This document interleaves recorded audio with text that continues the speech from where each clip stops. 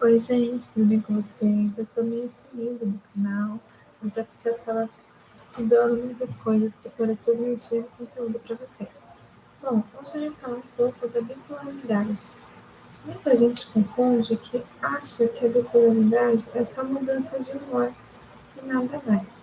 Só que há muitas coisas além disso, que é o que? Não é só humor, mas é a hipomania, quando você fica muito eufórica, você quer gastar o seu dinheiro com um monte de coisa que você não precisa, mas na hora tá tão, aquela menina tão a mil, que você precisa daquilo para você, há uma necessidade, há um prazer inteiro que você quer comprar.